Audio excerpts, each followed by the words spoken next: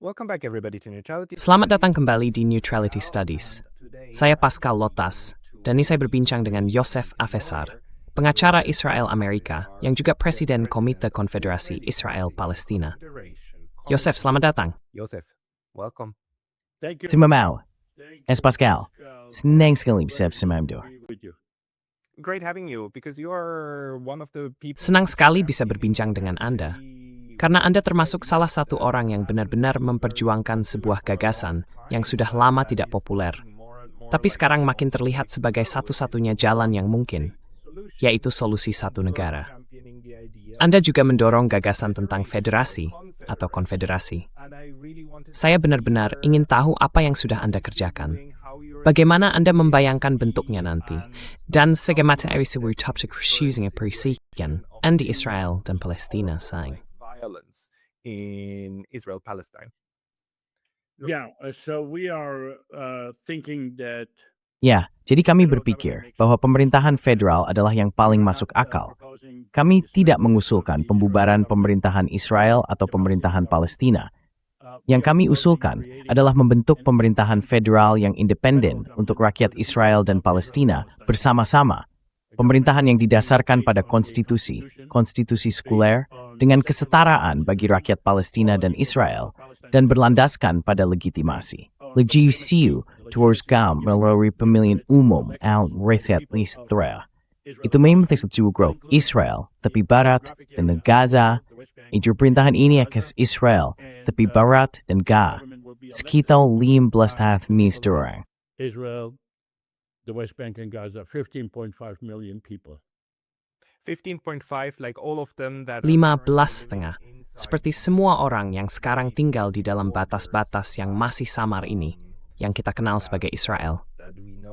Tapi dalam pandangan Anda, tentu saja itu berarti pada dasarnya menghapus konstitusi Israel yang sekarang, kan?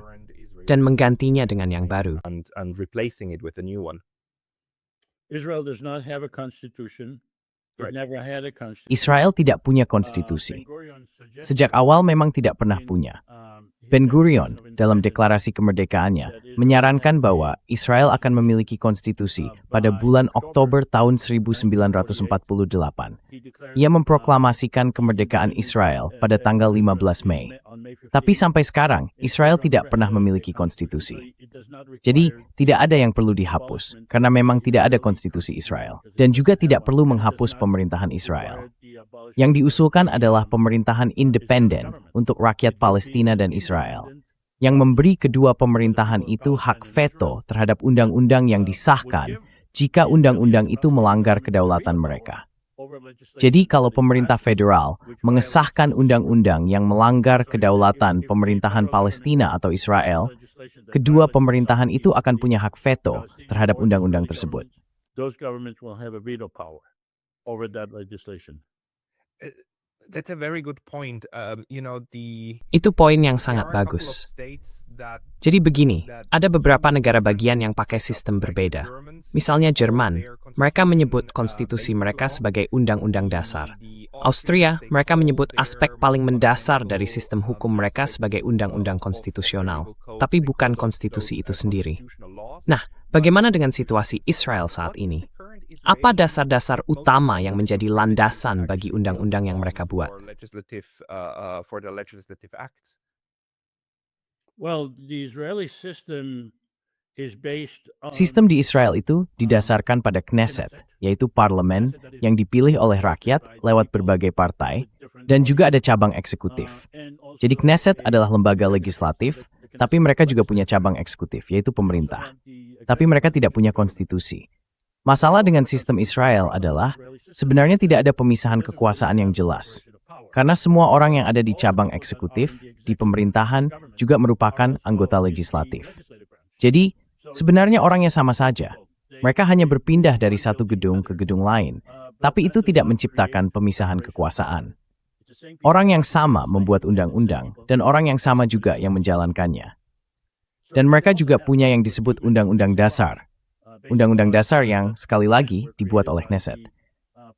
Masalahnya adalah, konstitusi seharusnya dibuat untuk melindungi rakyat dari lembaga legislatif.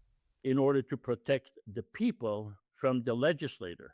Ya, And so when the legislator creates Jadi, ketika para legislator membuat undang-undang dan memberi nama apapun yang terdengar keren, mereka bahkan bisa saja menyebutnya konstitusi. they don't call it a constitution. Tapi mereka tidak menyebutnya konstitusi. Mereka menyebutnya undang-undang dasar. Padahal, itu bertentangan dengan makna dasar dari konstitusi itu sendiri, yaitu seperangkat prinsip untuk melindungi rakyat dari para legislator. Di Israel, justru kebalikannya. Di sana, para legislator melindungi diri mereka sendiri dari rakyat. It's the legislator protecting itself from the people. Yeah, and we are seeing what kind of Ya, levels dan of kita violence sekarang melihat sejauh mana tingkat kekerasan yang bisa muncul dari situ. Karena banyak orang yang berada di bawah kendali langsung, tentu saja, dari anggota legislatif itu, bahkan tidak punya suara dalam pemungutan suara. Maksud saya pernah berbicara dengan Ofer Kasif sekitar 1,5 tahun yang lalu, dan dia menekankan bahwa setidaknya ada 3 kelompok warga Palestina yang menderita dalam kondisi berbeda. Ada yang punya paspor Israel, ada yang tidak, dan ada yang di Gaza, yang sekarang hidup di tengah kekerasan yang mengerikan. Dan menurut pandangan Anda, hal seperti itu seharusnya menjadi sesuatu yang diatur dan dilindungi oleh konstitusi. Would have to address, right, and protect all. Oh yeah, the constitution that it's already written. Oh iya, konstitusinya sudah ditulis. Kamu bisa membacanya di ipconfederation.org. Ini adalah konstitusi sekuler. Konstitusi ini memperlakukan semua orang sama, tanpa memandang agama, etnis, atau perbedaan apapun. Semua orang diperlakukan setara, dimanapun mereka berada. Jadi kita sedang membicarakan konstitusi yang berlaku untuk masyarakat di Gaza, tepi barat, dan Israel. Konstitusi ini membentuk cabang legislatif yang terpisah dan independen, dengan 300 anggota parlemen. Lalu ada cabang eksekutif dengan seorang presiden dan wakil presiden, 1 orang Palestina dan 1 orang Israel, yang bergantian setiap 2 tahun. Dan ada cabang yudikatif yang mendapatkan kewenangannya langsung dari konstitusi, bukan dari parlemen. Di Israel, Mahkamah Agung mendapatkan kekuasaannya dari Knesset, dan Knesset terus berusaha mengambil kembali kekuasaan dari lembaga yang justru ia ciptakan sendiri, yaitu Mahkamah Agung. Mereka tidak suka dengan Mahkamah Agung. Inilah sebabnya Israel sedang mengalami perpecahan, karena negara itu tidak punya konstitusi, tidak punya thanab yang jelas. Because it doesn't have a constitution, it doesn't have the rules of the games. Mr. Very brief intermission because I was recently banned from YouTube, and although I'm back, this can happen anytime again. So please consider subscribing not only here, but to my mailing list on Substack. That's pascalotta.substack.com. The link's going to be in the description below. And now back to the video. You know, some people equate democracy with the act of voting. Sebagian orang menyamakan demokrasi dengan sekadar tindakan memilih. Tapi buat saya, justru pemisahan kekuasaan itu jauh lebih mendasar dalam sebuah demokrasi. Menurut Anda, kenapa sampai sekarang media masih menyebut Israel sebagai satu-satunya demokrasi di Timur Tengah? Maksud saya, jelas itu istilah propaganda. Tapi, sistem demokrasi di Israel sendiri sebenarnya tidak pernah sebaik atau sekuat demokrasi di Eropa atau Amerika Utara. Bukan begitu?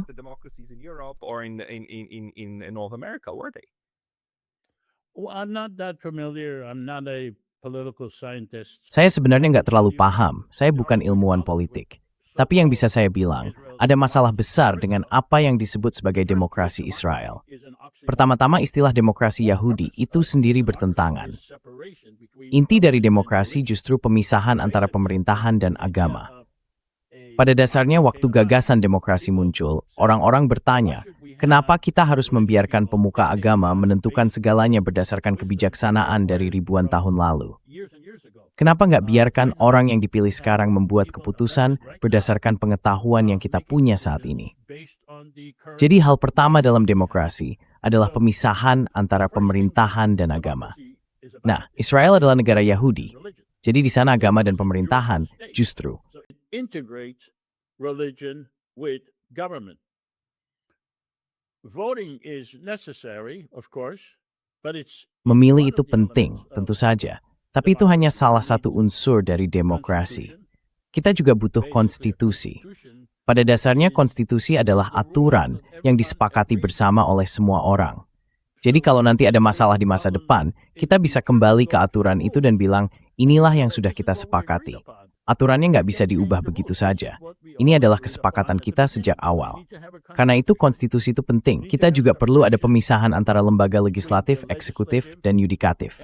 Kekuasaan lembaga yudikatif harus berasal dari konstitusi, supaya mereka tidak takut pada legislatif atau eksekutif. Mereka tidak bisa dipecat begitu saja. Dan kita juga butuh transparansi. Transparansi itu penting. Semua hal itu terbentuk lewat pemisahan kekuasaan. And all of that is created by separation of power. Now the last Selama 30 tahun terakhir, sejak perjanjian Oslo, semua orang terus membicarakan solusi dua negara. Di mana-mana orang bilang, solusi dua negara, solusi dua negara. Dan bahkan sampai sekarang, banyak yang masih mengatakan, kami ingin solusi dua negara, dengan Palestina dan Israel yang terpisah. Nah, saya ingin tahu, kapan Anda mulai terlibat dalam kegiatan ini? Dan kenapa Anda justru membayangkan solusi satu negara, bukan dua negara seperti yang sudah lama di pandangan umum? Instead of what was en vogue for so long. Well, Secara pribadi, saya dulu seorang Zionis sebelum akhirnya menjadi anti-Zionis. Saya menjadi Zionis secara otomatis, karena saya lahir di Israel. Kebanyakan orang yang lahir di Israel memang Zionis, karena mereka percaya bahwa seluruh dunia adalah musuh kita, atau setidaknya bisa menjadi musuh. Itulah yang diajarkan kepada kami sejak hari pertama, tahu kan? Tapi begitu saya mulai berpikir secara objektif tentang Zionisme, tentang kenyataan bahwa Israel terus berperang selama 77 tahun, dan bahwa begitu banyak orang Israel kehilangan nyawa, begitu banyak keluarga hancur, begitu banyak yang terluka, saya mulai sadar bahwa tidak ada visi untuk masa depan. Tidak ada arah. Israel sendiri tidak tahu. Orang Israel tidak bisa bilang, 10 tahun lagi kita akan hidup damai. Karena semua ini seperti rumah kartu, rapuh dan bisa runtuh kapan saja. peace because it's a house of cards. They're afraid to look into it. But once I started to look into it, Mereka takut untuk menelusurinya. I realized Tapi begitu saya mulai mempelajarinya, saya jadi seorang realis. Dan sebagai seorang realis, saya menyadari bahwa Zionisme telah merugikan orang Yahudi dan juga orang Palestina. Bahkan Zionisme sudah merugikan orang Yahudi sebelum merugikan orang Palestina. Saya percaya pada kesetaraan. Saya percaya pada pemisahan antara pemerintahan dan agama. Jadi semua ini runtuh dengan sangat cepat. Tapi kemudian kalau mau realistis, kita harus bilang, oke, saya sudah sampai pada kesimpulan itu. Tapi kebanyakan orang di Israel tidak sampai pada kesimpulan yang sama. Jadi apa solusi yang jujur dan realistis? Menurut saya, solusi yang jujur dan realistis bukanlah melawan orang Israel yang percaya pada negara Yahudi. fight those Israelis who believe in a Jewish state, but to acknowledge them.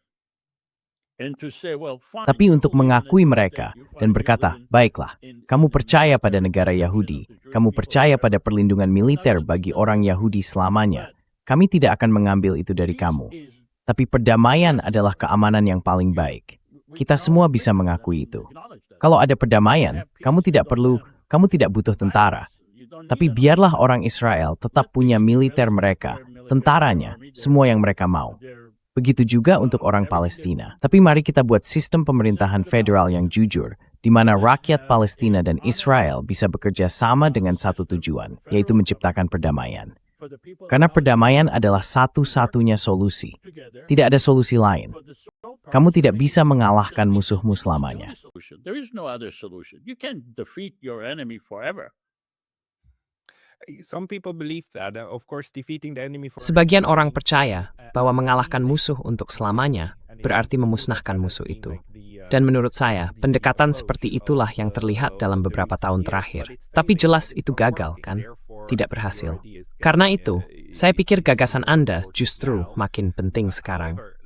Namun, kalau kita lihat tingkat kekerasan yang luar biasa selama 2,5 tahun terakhir, di satu sisi, hal itu memang memperdalam kebencian antar kelompok.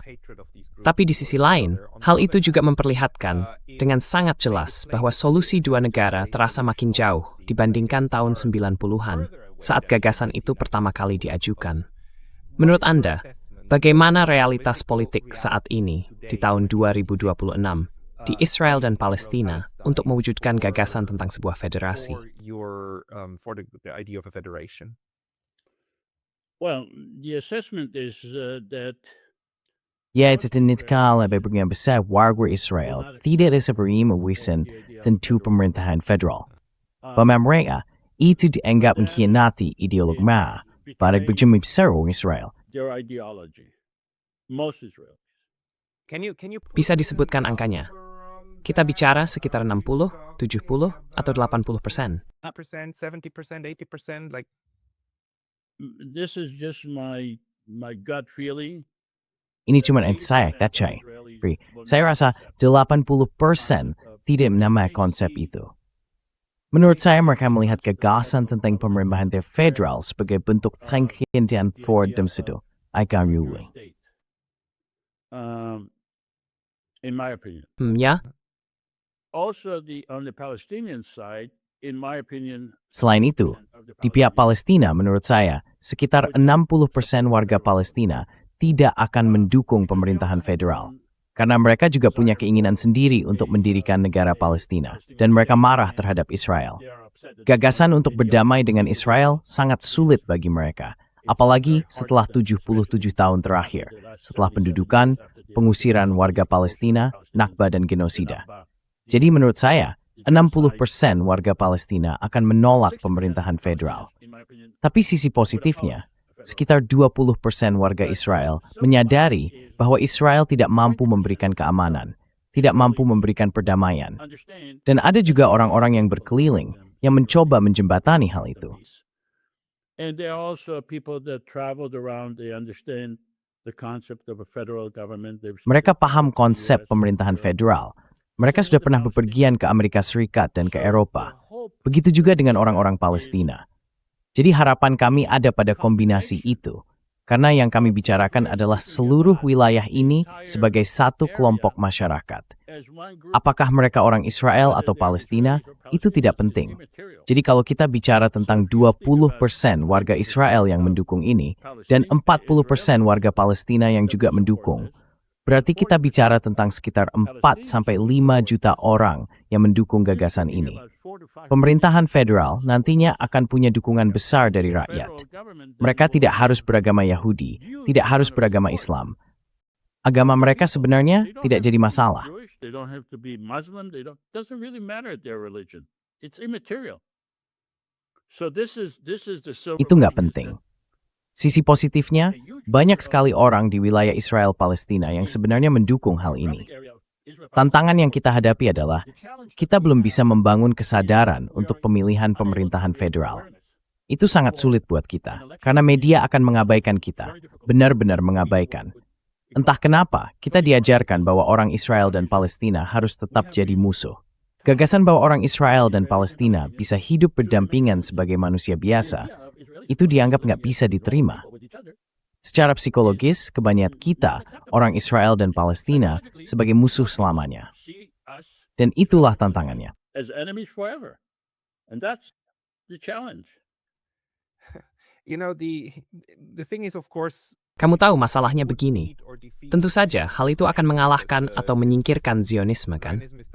Karena Zionisme secara langsung menentang kemungkinan Israel menjadi negara yang normal, seperti negara lain, terutama sebagai negara di Asia Barat yang hidup dalam lingkungannya sendiri. Jadi saya rasa para Zionis pasti sangat menentang gagasanmu itu. The Zionists are most ardently against your idea.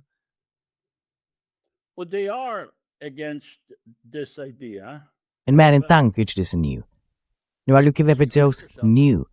This not job now, but now worth performing. Dat, ik dit niet dat is Jonis. Nou wat na Stuart na half the role in you. In my opinion, that's exactly what Zionism is about. In my opinion too, and I think Menurut saya juga. Dan saya pikir, seperti yang dikatakan orang lain, seperti Jacob Rapkin dan sebagainya, mereka terus menekankan hal itu. Zionisme adalah ideologi supremasi kulit putih yang bergantung pada penindasan terhadap orang lain. Jadi, kekerasan memang sedalamnya, sayangnya. Embedded in it, unfortunately. It is embedded, but I analyze it a little different. Itu memang sudah tertanam, tapi saya melihatnya agak berbeda. Zionisme muncul karena Theodor Herzl. Saya bicara tentang Zionisme dari pemikiran Theodor Herzl. mengatakan, kita tidak punya peluang untuk hidup di Eropa sebagai manusia yang setara. Karena itu kita perlu punya negara sendiri, karena semua orang akan selalu menjadi musuh kita. Kita harus bisa membela diri. Nah, setelah kita berhasil membentuk negara sendiri, hal terburuk terjadi bagi Zionisme adalah kalau negara itu hidamai. Karena seperti negara Zioniland, perdamaian dan Zionisme. Peace is contrary to the interest of Zionism, because if there is peace, why do you need Zionism? Karena kalau ada perdamaian, untuk apa Zionisme? Itu sebab kita lihat Israel, sadar atau tidak sadar, selalu mencari musuh. Dan mereka akan selalu punya musuh. Itulah kenapa kekerasan terus terjadi. Tahun demi tahun. Kita selalu menyalahkan orang lain atas kekerasan itu, dan menuduh mereka antisemit. Tapi sebenarnya, kita membutuhkan kekerasan itu. Sebagai kaum Zionis, kita butuh kekerasan supaya Zionisme tetap dianggap relevan. Kalau tidak ada musuh, Zionisme rugi. It's best pilot me. Zionisme itu baik untuk Rudi. Ini sign. Good for the Jews. And the answer is clearly not. So the question is a bit how to sell this. Jadi pertanyaannya sedikit tentang bagaimana cara menjual gagasan ini kepada mayoritas orang yang saat ini percaya bahwa Zionisme adalah jawabannya, dan bahwa kekerasan adalah cara untuk melindungi orang Yahudi. Kan? Jadi bagaimana cara mengatakan misalnya teman-teman, daripada terus menciptakan musuh yang ingin menyerang kalian? Bagaimana kalau justru membangun persahabatan dengan orang-orang yang ingin hidup berdampingan? Dan dengan begitu, kalian bisa merasa aman. Jadi, apa pendekatan yang kalian gunakan untuk menyampaikan gagasan ini? Karena di situs kalian misalnya, saya lihat ada banyak cendekiawan, baik dari Israel maupun Palestina, yang bekerja sama, mengadakan seminar dan sebagainya. Apa pendekatannya? What is the approach? The approach is not to convince them. Pendekatannya bukan untuk meyakinkan mereka. Nggak mungkin meyakinkan kaum Zionis dengan argumen yang benar. Mereka memang nggak akan menerima itu. Begitu kamu menyampaikan argumen itu, di pikiran mereka langsung, oke, kamu antisemit, kamu naif, kamu bodoh, atau apapun sebutan yang mereka mau pakai. Dan mereka nggak akan mendengarkan argumenmu. Jadi nggak ada kebutuhan atau kemungkinan untuk meyakinkan kaum Zionis. Itu memang nggak mungkin. Mereka malah akan makin membencimu. Yang mungkin dilakukan adalah, coba pikirkan seorang ibu berusia sekitar 35 tahun misalnya, yang punya anak laki-laki berumur 10 tahun di Israel. Sekarang, dia harus mengambil keputusan. Dia tahu, karena dia sendiri pernah bertugas di militer. Because she herself was in the military, her dad was in the military, her husband. Ayahnya dulu di militer, suaminya juga di militer. Dia tahu, anak laki-lakinya yang sekarang berumur 10 tahun, 8 tahun lagi akan masuk militer. Lalu, dia akan duduk dan bicara dengan suaminya. Apakah kita mau hidup seperti ini? Apakah kita mau anak kita, entah laki-laki atau perempuan, masuk militer 8 tahun lagi? Seperti apa masa depan kita di sini? Selain itu, Israel juga sedang terpecah di dalam negeri, antara kelompok sekuler dan kelompok religius. Dan mereka bertanya, apakah ini cara hidup yang kita inginkan ke depan? Apakah Israel masih memberi kita masa depan? Menurut saya, lihat saja ada 270.000 warga Israel yang sudah meninggalkan negara itu. Kenapa? Karena mereka menganalisis situasi Israel, seperti yang baru saja saya jelaskan. Sejak kapan? 270.000 orang, dan apa yang tersisa? What I just told you. Since when? 270,000 in what span? From what I understand, since October 7, 207. Dari yang saya pahami, sejak 7 Oktober, sekitar 270.000 warga Israel telah meninggalkan negara itu. Nah, ada juga yang berbicara ingin pergi, tapi mereka tidak punya kemampuan untuk itu. Mereka tidak punya paspor, dan mereka tidak ingin benar-benar meninggalkan negaranya. Menurut saya, yang sedang terjadi sekarang ini adalah sebuah diskusi yang nyata dan jujur yang sedang dilakukan orang-orang Israel dengan diri mereka sendiri. Dan hal yang sama juga berlaku bagi orang-orang Palestina. Mereka punya persoalan yang sama untuk dipikirkan. Mereka juga meninggalkan Israel. Dan tahu tidak, ketika saya berbicara dengan banyak orang Israel dan banyak orang Palestina, mereka sepenuhnya menerima model ini. Mereka benar-benar menerimanya. Mereka paham bahwa kenyataan yang ada sekarang ini tidak masuk akal. Sebenarnya, ini memang tidak rasional. reality is irrational. It's basically irrational. Yeah, yeah, it's politically very Ya, poisonous secara politik ini sangat beracun sebenarnya untuk semua bentuk model hidup bersama. Jadi Anda sedang mengusulkan untuk mengubah model itu sepenuhnya. Boleh kita bahas sedikit? Saya dari Swiss. Swiss adalah sebuah federasi. Strukturnya sebenarnya mirip sekali dengan Amerika Serikat, dengan kekuasaan yang kuat di 26 kanton, termasuk urusan kepolisian dan sebagainya. Sistem pendidikan juga diatur oleh masing-masing kanton dan hal-hal lain. Nah, dalam mana tidak tentang federasi, apakah itu akan terdiri di dua entitas besar saja, atau akan dipecah menjadi lebih banyak negara bagian yang masing punya kewenangan sendiri? Sesuai Ipucha. States that are then empowered. What's the model? The model is one federal government. Model yang diusulkan adalah satu pemerintahan federal untuk seluruh wilayah Israel dan Palestina, dengan 300 anggota parlemen yang mewakili 300 distrik. Alasannya kenapa jumlahnya 300, yang mungkin terdengar banyak, adalah karena kami tidak ingin memberi mereka kekuasaan yang terlalu besar di satu sisi, dan juga untuk mengantisipasi perubahan jumlah penduduk 100 tahun ke depan. Kita tidak tahu seperti apa perubahan itu nanti. Jadi, di bawah model ini, cabang legislatif dari pemerintahan federal yang mencakup seluruh wilayah Israel dan Palestina akan memiliki 300 anggota parlemen. Untuk bisa mengesahkan sebuah undang-undang, diperlukan persetujuan dari 55% anggota parlemen Palestina dan 55% anggota parlemen Israel atas rancangan undang-undang yang sama. Kalau kedua pihak menyetujui rancangan yang sama, maka undang-undang itu, selama tidak melanggar kedaulatan pemerintahan Israel atau pemerintahan Palestina, bisa disahkan. Tapi kalau salah satu pihak menggunakan hak veto karena merasa kedaulatannya dilanggar, maka undang-undang itu tidak berlaku. Kalau tidak ada veto, maka undang-undang itu otomatis menjadi hukum yang sah di seluruh wilayah. Jadi, dalam hal ini, Anda membayangkan satu majelis, tapi pada dasarnya cuma dua kelompok, benar? Palestina dan Israel. Dan sebuah rancangan undang-undang harus disetujui oleh dua. Have to pass through both. They are not separate chambers. They are in the same parliament. Mereka bukan dua lembaga terpisah. Mereka berada di parlemen yang sama. Jadi, di 300 distrik itu, seringkali ada warga Palestina dan warga Israel yang tinggal berdampingan. Misalnya di distrik nomor 27, bisa saja ada orang Palestina dan orang Israel yang tinggal di wilayah yang sama. Seorang warga Israel bisa saja memilih anggota parlemen dari Palestina kalau dia merasa orang itulah yang paling mewakili pandangannya. Begitu juga sebaliknya, warga Palestina bisa memilih calon dari Israel. Tapi mereka semua duduk di parlemen yang sama. Satu-satunya perbedaan adalah saat pemungutan suara untuk membuat undang-undang. Dalam hal itu, dibutuhkan persetujuan dari 55% anggota parlemen Palestina dan 55% anggota parlemen Israel. Oke, jadi maksudnya sistem Anda benar-benar akan memesan kursi, misalnya 150 untuk warga Israel dan 150 untuk warga Palestina. No. Bukan. Karena dibutuhkan 55% dari masing-masing pihak. Jadi jumlah totalnya sebenarnya tidak terlalu penting. Misalnya, mereka memilih 160 orang Palestina dan 140 orang Israel.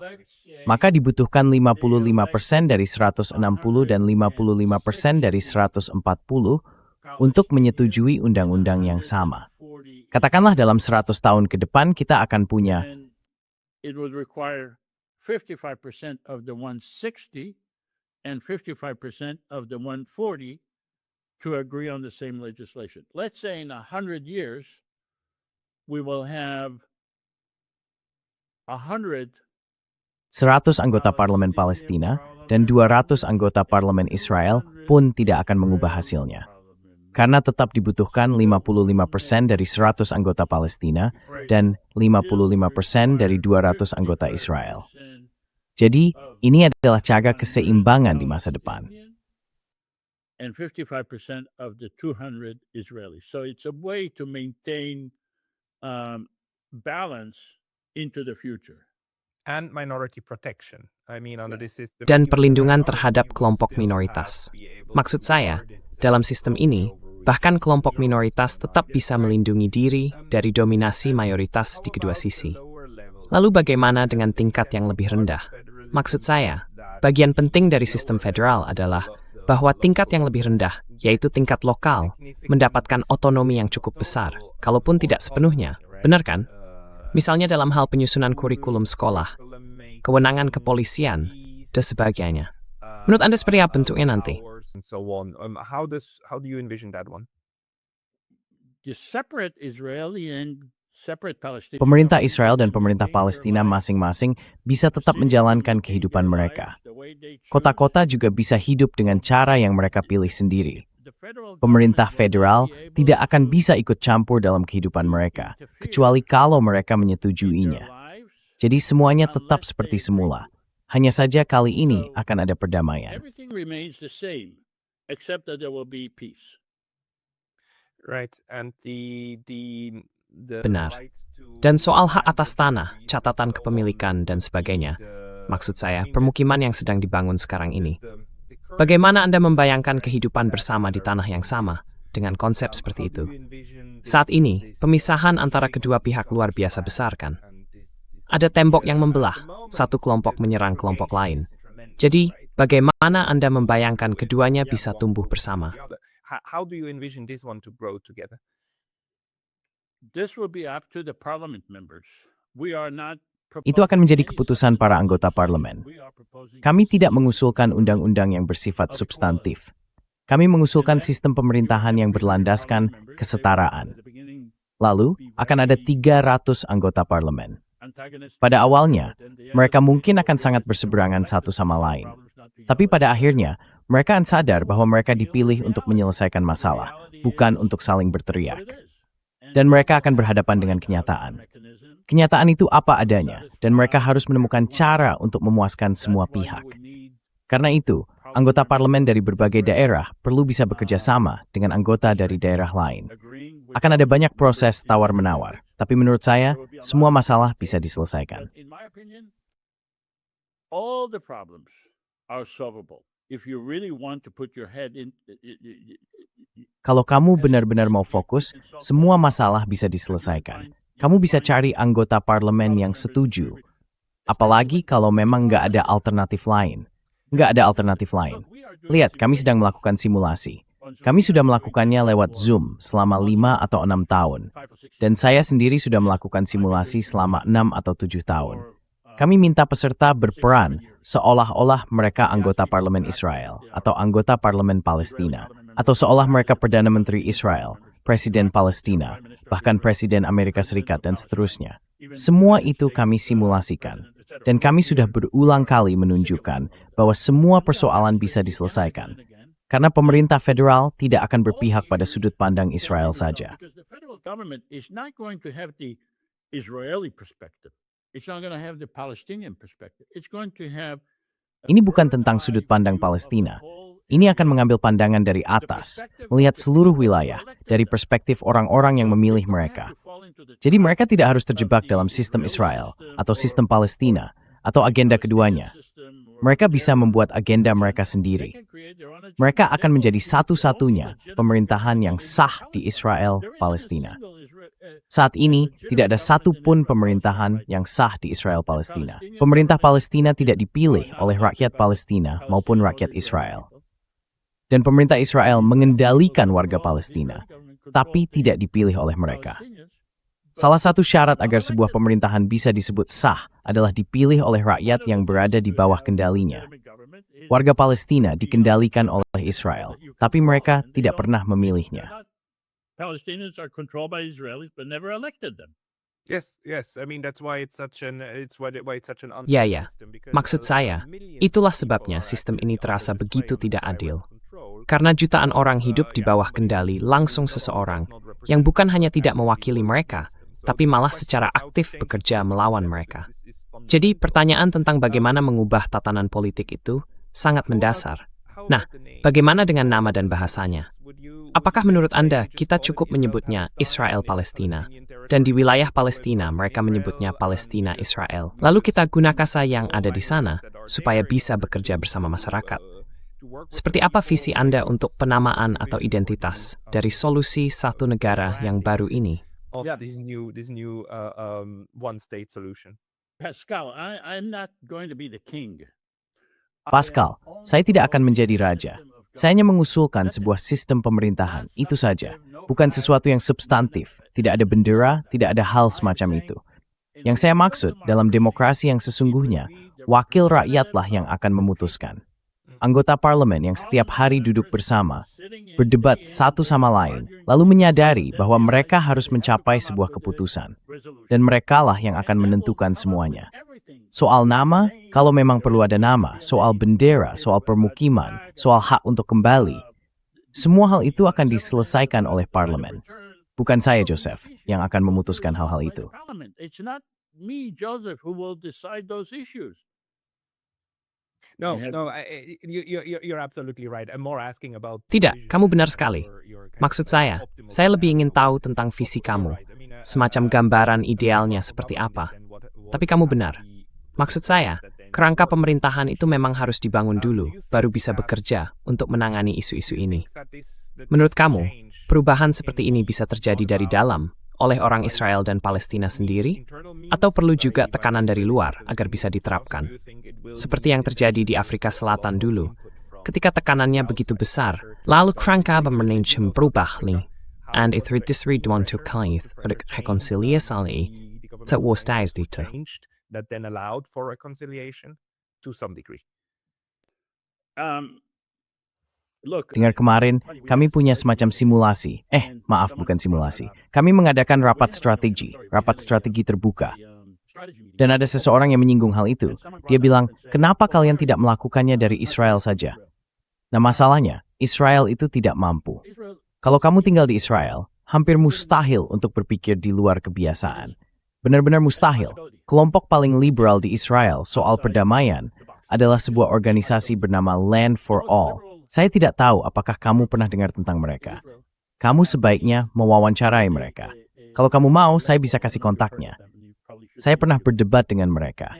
Mereka ini orang-orang paling liberal dan paling pro perdamaian di masyarakat Israel. Dan visi mereka adalah solusi dua negara. And their vision is a two-state solution. It's a group of Israeli and Palestinian intellectuals. Ini adalah kelompok intelektual Israel dan Palestina yang sepakat pada solusi dua negara berdasarkan perbatasan tahun 1967. Ada kemungkinan hak tertentu bagi sebagian orang, tapi intinya tetap solusi dua negara. Sulit sekali membayangkan hal ini. Menjadi warga Israel, tinggal di Israel lalu berpikir dengan sistem federal yang sama sekali belum pernah dikenal. Alasan kami bisa menemukan gagasan ini adalah karena kami sudah pernah terpapar dengan sistem seperti itu. Ada orang lain yang memikirkannya juga, tapi kami sudah mengenalnya secara langsung. Saya yakin di Swiss juga begitu. Kalian memilih parlemen, memilih presiden, memilih pemerintah kota, memilih dewan pendidikan, dan seterusnya. Itu sistem yang sangat canggih. Etc., etc. It's a sophisticated system. But in Israel, it's very, very difficult to think of that system. Tapi di Israel, sangat-sangat sulit membayangkan sistem seperti itu. Jadi, saya sebenarnya tidak tahu maksud pertanyaan Anda. Tekanan tidak akan menghasilkan apa-apa. Seperti yang saya bilang, orang Israel itu curiga terhadap tekanan. Tapi bujukan, itu masih mungkin. Maksudnya kita cukup memberi mereka pilihan untuk ikut memilih. Jadi kita tidak menekan mereka, tidak memanggil dengan sebutan buruk, tidak mempermalukan mereka karena hasilnya justru sebaliknya. Kita membujuk mereka dan kita bilang, ini yang sedang kami lakukan. Kami membuat wadah bagi masyarakat di Israel dan Palestina untuk benar-benar bisa memilih dan mencalonkan diri ke parlemen. Kita tidak menekan mereka, tidak mempermalukan mereka. Dan kita bilang, oke, sekarang kalian punya pilihan. Dan semoga mereka mengambil pilihan yang benar. And hopefully, they'll make the right choice. It's a very good point. Instead of Itu poin yang sangat bagus. Daripada bertaruh pada sesuatu yang dipaksakan dari luar, lebih baik bertaruh pada sesuatu yang pada akhirnya memang diinginkan oleh orang-orang di dalam, dari semua sisi, dan yang benar-benar ingin mereka wujudkan bersama. Contoh dari Swiss juga menarik, karena sebenarnya kami tidak memilih presiden secara langsung. Presiden ditentukan oleh parlemen. Jumlahnya ada 7 orang, dan mereka berbagi kekuasaan presiden secara setara di antara mereka. Itulah lembaga eksekutifnya. Tapi ada satu hal lagi yang diterapkan oleh Swiss, yaitu demokrasi langsung, dengan 2 instrumen. Yang pertama, rakyat bisa mengusulkan undang-undang. Ini bersifat wajib, parlemen tidak bisa menolak kalau terkumpul cukup tanda tangan. Yang kedua, rakyat bisa menolak undang-undang yang datang dari parlemen, kalau mereka merasa tidak, terima kasih. Apakah ini juga sesuatu yang Anda bayangkan, semacam instrumen demokrasi langsung seperti itu? We haven't thought about that in the Constitution. Kita belum memikirkan hal itu dalam konstitusi, tapi konstitusi bisa diubah. Parlemen juga bisa membuat undang-undang. Saya percaya sistem parlementer di Swiss terbentuk lewat proses yang sangat panjang, mungkin bertahun-tahun. Saya tidak tahu persis berapa lama. Tapi semoga saja, seperti yang baru saja Anda katakan, itu ide yang luar biasa. Ide yang bagus sekali untuk diajukan oleh rakyat. Di California kami juga punya hal serupa, namanya proposition atau usulan rakyat. Unamat menganim 20 mata worth of tinggur, dibukan sekitar 1,5 juta tanda tangan. Itu saya orang Israel dan Palestina, dan cenderung kamu curiga terhadap hal seperti itu. My feeling is that the Israelis and the Palestinians will be suspicious of that. That I don't think they're ready to that. They want to have their. Saya rasa mereka belum siap untuk melakukan itu. Mereka ingin anggota parlemen mereka sendiri yang melindungi mereka. Dan kalau ada sebuah usulan, sekarang setelah saya pikir-pikir, apapun usulannya, baik pihak Palestina maupun Israel sama-sama sangat curiga. Sangat curiga.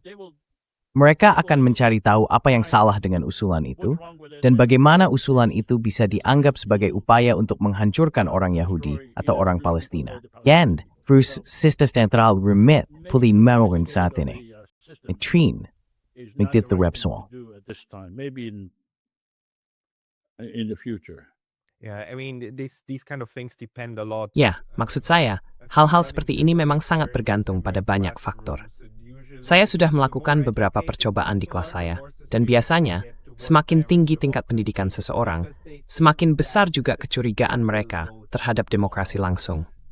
Mereka berpikir bahwa rakyat akan memilih dengan cara yang salah, akan mengambil keputusan yang keliru. Padahal, itu agak lucu, karena demokrasi sebenarnya bukan soal benar atau salah, tapi soal apa yang diinginkan mayoritas, kan? Tapi baiklah, kita bisa kesampingkan dulu hal itu. Terakhir, saya ingin kembali ke poin tadi, bahwa saingan utama dari gagasan Anda tentu saja adalah solusi 2 negara.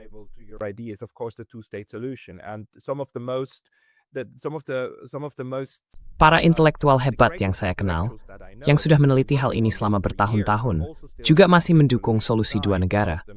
Salah satunya tentu saja Profesor Jeffrey Sachs, yang sudah lama memperjuangkan gagasan itu.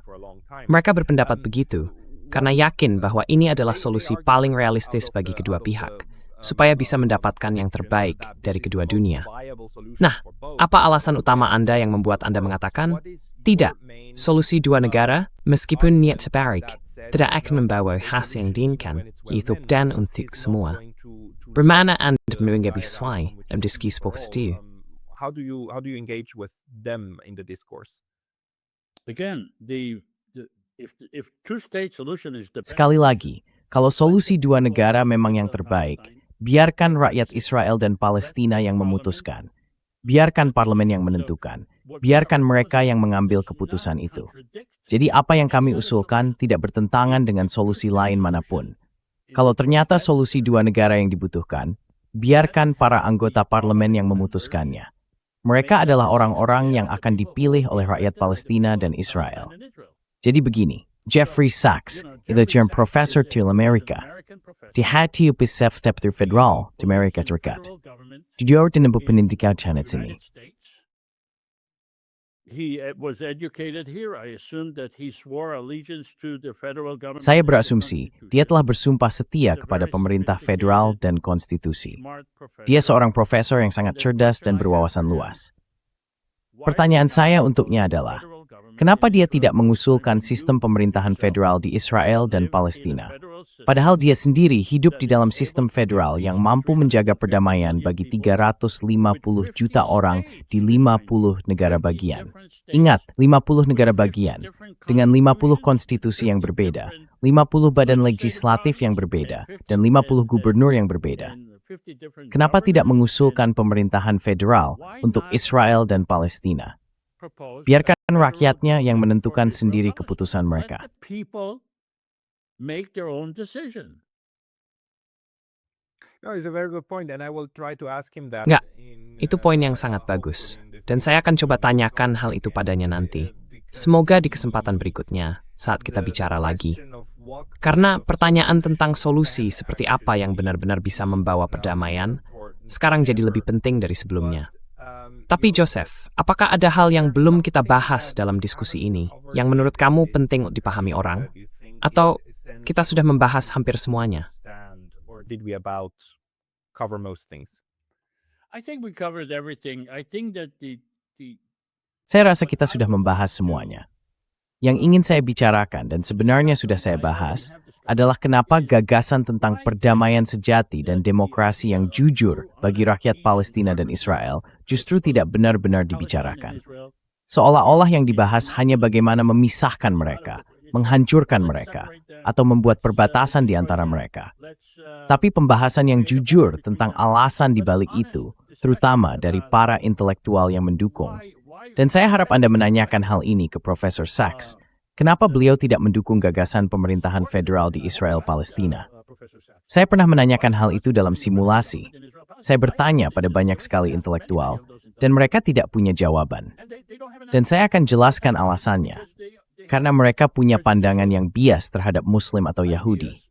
Mereka berpikir bahwa orang Israel atau orang Yahudi atau Muslim tidak mampu hidup dalam sistem demokrasi. incapable of living in a democracy. That's really the bottom line behind it. Intinya memang itu. Dan saya bilang, setiap kali demokrasi diperkenalkan, lihat, orang Yahudi tidak percaya pada demokrasi selama ribuan tahun. Baru dalam 77 tahun terakhir mereka mengaku ingin demokrasi. Jadi demokrasi itu bertentangan dengan agama. Tapi setiap kali demokrasi diperkenalkan, setiap kali seseorang, baik Yahudi, Kristen, atau Muslim, diberi kesempatan yang adil untuk memilih, kita semua memilih dengan cara yang sama. Jadi kenapa tidak memberikan rakyat Israel dan Palestina tanpa memandang agamanya, hak untuk memilih? Sesederhana itu. Apakah kita punya prasangka agama? Apakah kita ingin mempertahankan prasangka terhadap orang beragama, seolah-olah mereka tidak mampu hidup damai? People of religion to think that they are incapable of living in peace.